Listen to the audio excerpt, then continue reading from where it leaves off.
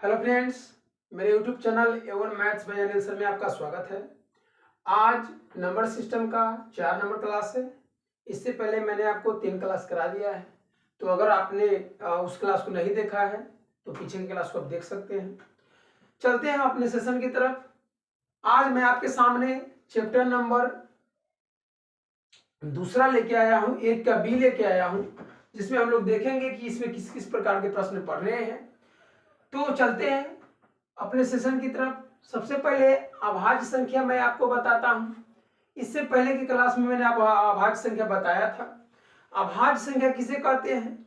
तो एक से बड़ी वैसी प्राकृत संख्या, एक से बड़ी वैसी प्राकृत संख्या जो स्वयं से और एक से पूर्णतः विभाजित हो, किसी अन्य संख्या से पूर्णतः विभाजित ना हो, उसे हम लोग अभाज्य संख्या कहते हैं।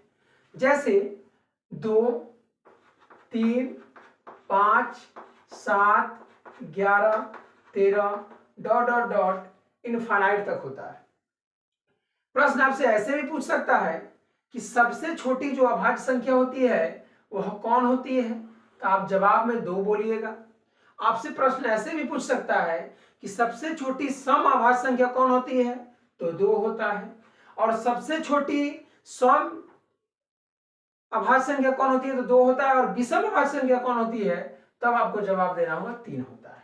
तो आप ध्यान रखेंगे, इसमें प्रश्न बहुत प्रकार के पूछ सकते हैं कि सबसे छोटी विषम अभाज्य संख्या कौन है? तो वह 3 है। अगला है भाज्य संख्या। भाज्य संख्या किसे कहते हैं?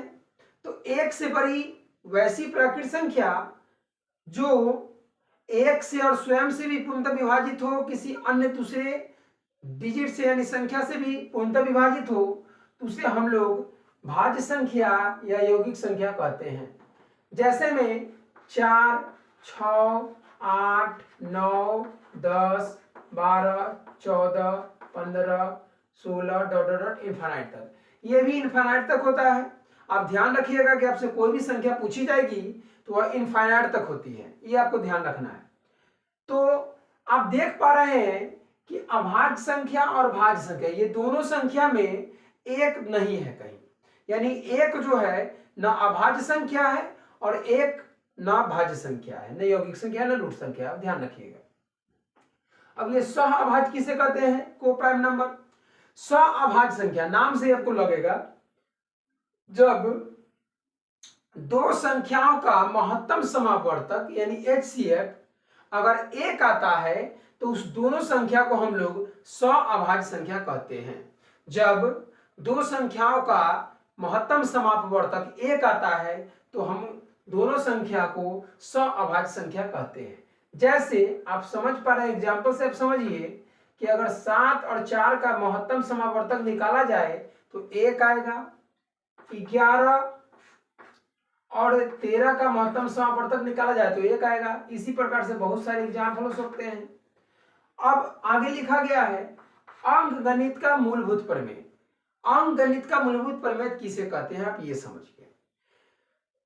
जब किसी भी भाज्य संख्या को यानी यौगिक संख्या को अभाज्य संख्या के पावर के रूप में यानी घातांक के रूप में लिखा जाता है तो हम लोग उसे ही अंकगणित का मूलभूत प्रमेय कहते हैं।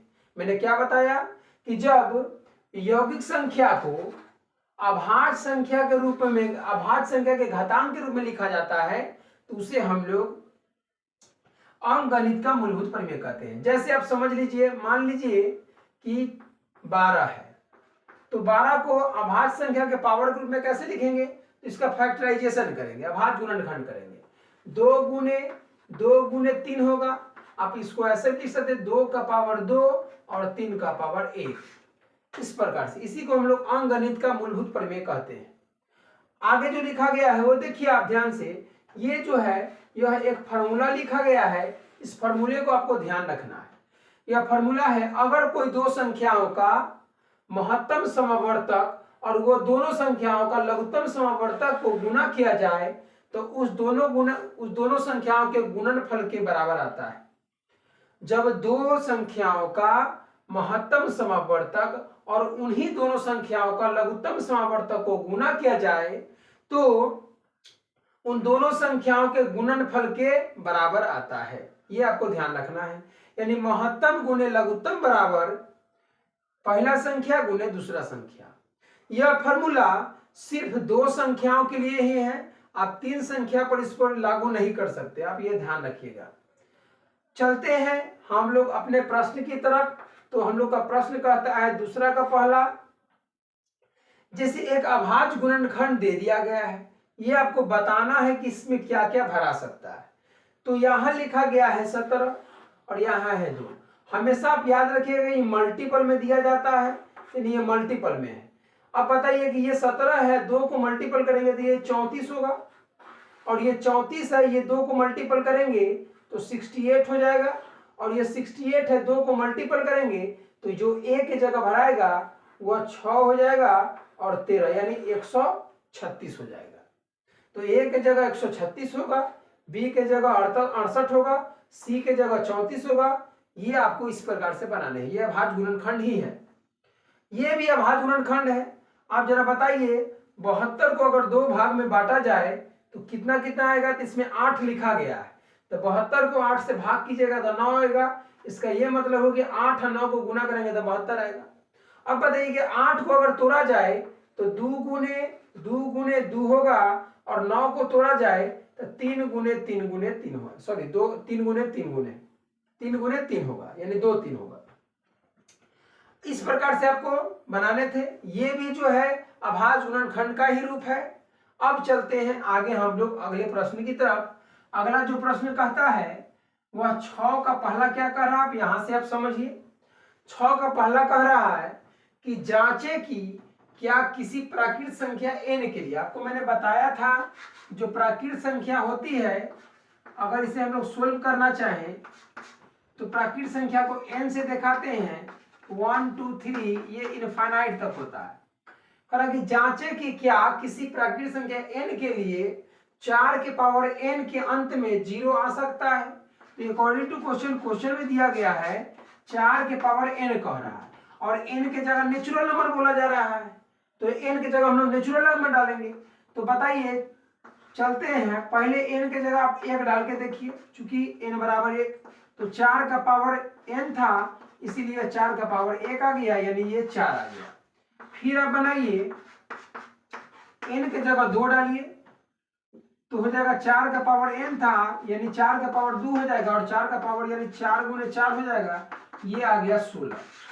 अब फिर बनाइए आप n बराबर 3, तो 4 का पावर n था, 4 का पावर 3 हो जाएगा, यानी 4 गुने 4 गुने 4 यानी 64 हो गया।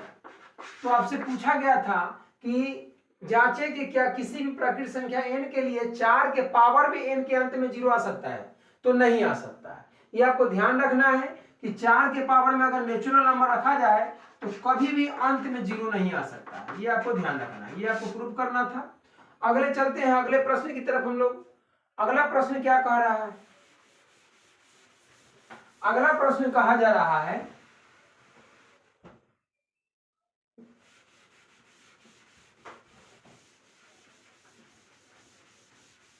अगला प्रश्न कह रहा है कि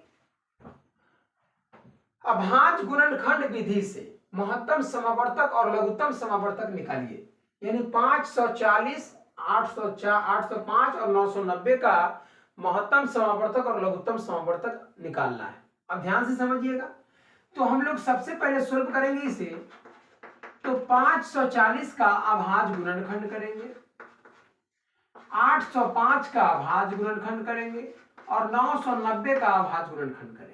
कैसे अभाज्य गुणनखंड होता है आप जरा समझिए। 540 का अभाज्य गुणनखंड करना है। अभाज्य गुणनखंड आप ध्यान रखिएगा कि अभाज्य गुणनखंड में जितनी भी अभाज्य संख्याएं होती हैं उन्हीं सबसे आपको फैक्टराइजेशन करना है। तो सबसे पहले हम लोग 2 से शुरू करते हैं, क्योंकि अभाज्य संख्या जो होता है 2 से शुरू होती है। तो 2, अगर 2 से आप लगाइएगा तो आपको एक बात पता होगा कि ये जो अभाज्य गुणनखंड है यह लघुत्तम की तरह बनती है, लघुत्तम ये अभाज्य संख्या से ही लगता है। तो आपको भाग करते जाना है और लिखते जाना है। 2 से आप भाग कीजिएगा तो 2 दूनी 4 हो जाएगा, यानी 270 आ जाएगा। फिर 2 से लगाइएगा तो 135 हो जाएगा। ये पता कैसे चलता है कि 200 लगेगा या नहीं लगेगा? इसके तरीके होते हैं, कटने का कुछ नियम होता है। आपको शुरुआती 8-10 कटने का नियम आपको पता होना चाहिए, जिससे आपको आसानी हो बनाने में, अभाज्य गुणनखंड करने में आसानी हो। तो मैं आपको बता देता हूं, जरा आप समझिएगा। जैसे 2 से कटने का क्या नियम है? 2 से कटने का नियम है कि किसी भी प्राकृत संख्या के इकाई स्थान पर अगर 0, 2, 4, 6, 8 ये पांचों अगर कोई रहे, पांचों में से कोई भी रहे, तो आप जान जाइए कि वह संख्या 2 से पूर्णतः विभाजित होगी। 3 से कटने का नियम क्या है? तो 3 से कटने के नियम है कि कोई भी संख्या हो, उसके सारे डिजिट जो होते हैं, सारे अंक होते हैं, सारे अंक को जोड़िए, और अगर वह 3 का गुणज प्राप्त होता है तो आप समझ जाइएगा कि वह 3 से पूर्णतः विभाजित होगा। क्या मैंने बताया कि 3 से कटने के लिए सभी अंकों को, संख्या के सभी अंकों को जोड़ना है। अगर 3 का गुणज प्राप्त हो तो वह 3 से पूर्णतः विभाजित होगा। जैसे मान लीजिए कि आपसे 729 का बात कर रहा है, यह संख्या 3 से पूर्णतः विभाजित होगी कि नहीं होगी? तो आप इसके सभी डिजिट को जोड़िए, 9, 2, 11, 11 और 7, 18, यानी इससे अगर 3 से आप डिवाइड कीजिएगा तो यह पूर्णतः विभाजित होगा, यह पूर्णतः विभाजित होगा। आप ध्यान से देखिए, 3, 3, 9, देखिए यह पूर्णतः विभाजित हुआ 243 मर्तब में। इस प्रकार से अब 5 का आपका नियम याद रखना है। 5 का क्या नियम होता है? तो 5 का नियम है, 5 से कटने का नियम है कि इकाई स्थान पर दो चीज होना चाहिए, 0 और 5। अगर कोई भी संख्या की इकाई स्थान पर अगर 0 हो तो वह 5 से पूरा कटता है, या 5 हो तो वह 5 से पूरा कटता है। तो इस प्रकार के बहुत सारे आपको फॉर्मूले मिलेंगे आपको, जिससे कि अभाज्य संख्या के 2-4 आपको याद रखने हैं, कि जिससे आपको बनाने में आसानी हो क्वेश्चन को। अब चलते हैं हम लोग अगले प्रश्न की तरफ। हम लोग अभाज्य गुणनखंड कर रहे थे, तो 5, 3, 8, 1, 9, 3 से कट जाएगा, तो 4 तिहाई 12 हो जाएगा, और 5 तिहाई 15 हो जाएगा। 3 से कटेगा तो ये 15 हो जाएगा, और 3 से कटेगा तो ये 5 हो जाएगा, और ये 5 से कटेगा तो ये 1 हो जाएगा। यानी 540 2 गुने 2 गुने 3 गुने 3 गुने 3 गुने 5 आया। यानी आप लिख सकते हैं 2 गुने 2 गुने 3 गुने 3 गुने 3 और गुने 5। अब 805 का अभाज्य गुणनखंड कीजिए।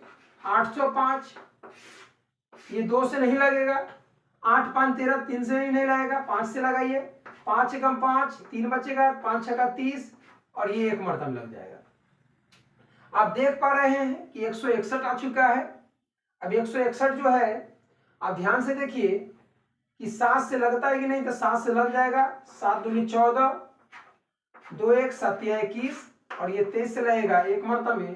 5 7 23, यानी 5 गुने 7 गुने 23 ये आया आपका।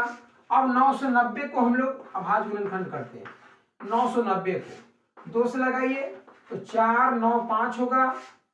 9 4 13, 13 5 18, 3 से लग जाएगा। 3 एकम 3, 3 छक्का 18, 3 5 15, 6 6 12, 3 से लग जाएगा। 5 3 15, 5 3 15, और ये 5 से लगेगा 11 मर्तब में, और ये 11 से लगेगा 1 मर्तब में। 2 3 3 5 11, 2 गुने 3 गुने 3 गुने 5 गुने 11, ये अभाज्य गुणनखंड हम लोगों ने निकाल लिया। हमें कहा जा रहा है कि महत्तम समावर्तक निकालना है और लघुत्तम समावर्तक निकालना है। अब ध्यान से देखिएगा, इसे हम लोग पावर के रूप में लिखेंगे। मैंने आपको अभी बताया था अंकगणित का मूलभूत परिमेय आपको पावर के रूप में लिखनी है। कैसे लिखेंगे हम लोग, ध्यान से देखिएगा। तो 2 का पावर 2 और 3 का पावर 3 और लास्टली जो है 5 पावर 1 है। यहां होगा, यहां तो तीनों अलग अलग है तो पावर 1 ही होगा इसका, और ये होगा 2 का पावर 1, 3 का पावर 2 और 5 का पावर 1 और 11 का पावर 1।